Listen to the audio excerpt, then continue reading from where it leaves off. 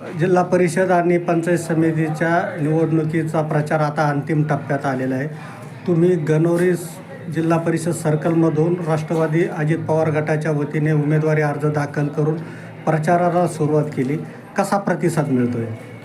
मी सर्वप्रथम दादांच्या विचाराचा माणूस आहे.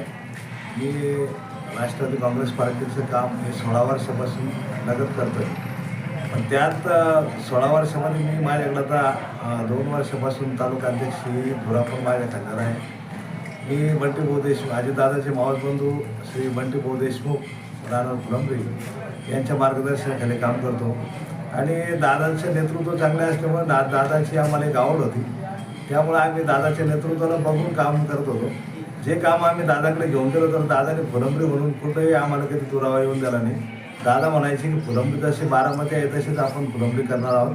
त्या हिशोबाने आम्ही दादाच्याच नेतृत्वाखाली आजही काम करतो.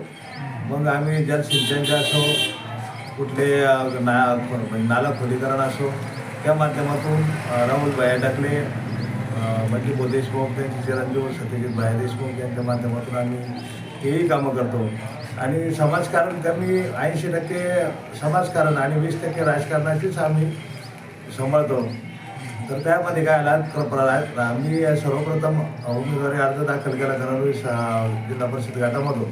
तर त्या उमेदवारी अर्ज दाखल केल्यानंतर आम्ही सर्व उत्साहित होतो.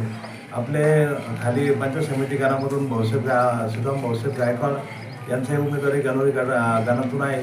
तसंच वाणेगाव गणातून आपल्या कविताताई विश्वनाथजी बनकर हे वाणेगाव गणातून आपल्या सोबत आहे.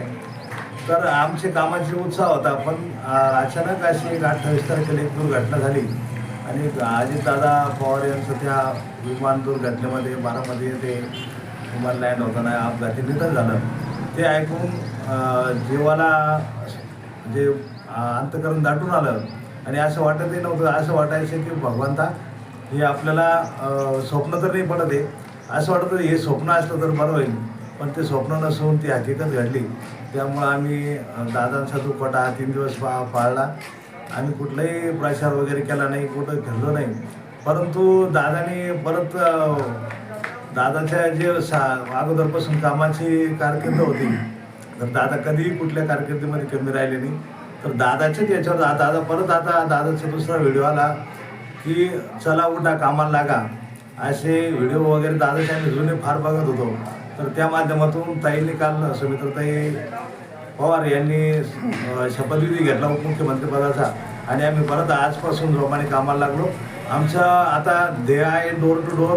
प्रत्येक घरामध्ये आमच्या सर्कलमध्ये 17 गावं असून 17 गावांमध्ये आमच्या प्रचाराचा दौरा आज आम्ही चालू केला.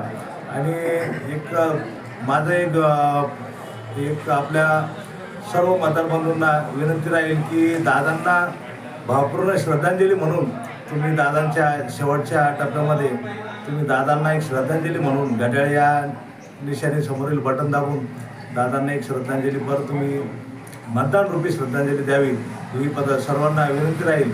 तसेच कामाचं उद्दिष्ट आमची भरपूर आहे. जर कधी आम्हाला मतदारबंधूंना मतदारबंधूंनी संधी दिली तर त्या संधीचं आम्ही नक्कीच सोनं करू. जिथंही कुठं काही अडचणी असल्या तर त्या अडचणी आम्ही सोडवण्याचं काम करू. माझ्यासमोर दोन्ही तगडे उमेदवार आहे. दोन्ही तगडे उमेदवार ते धनशक्तीनं मोठे आहे, पण जनशक्ती माझ्या पाठीमागं आहे. आम्ही खरोखर जर कधी सर्व जनतेने आमच्या पाठीमागं राहिले तर आम्ही खरोखर विकास केल्याशिवाय राहणार नाही. पाठीमागचा जो इतिहास बघितला तर त्या माध्यमातून आम्ही पुढेही कामं करू. आणि आमचं कोणावर मला टीका करायची नाही, पण समोर दोन्ही बलाढ्य उमेदवार आहे. तरी माझी मतदारबंधूंना विनंती आहे की गरीब उमेदवार म्हणून तुम्ही सर्वांनी आमच्याकडे पाहून आणि अजितदादाला एक श्रद्धांजली म्हणून एक घड्याळीसमोरील बटन दाबून आम्हाला विजयी करावा हीच विनंती करतो आणि थांबतो. आपलं नाव? बाबासाहेब अप्पाराव तांदळे, राहणार गणोरी तालुका फुलंब्री जिल्हा संभाजीनगर.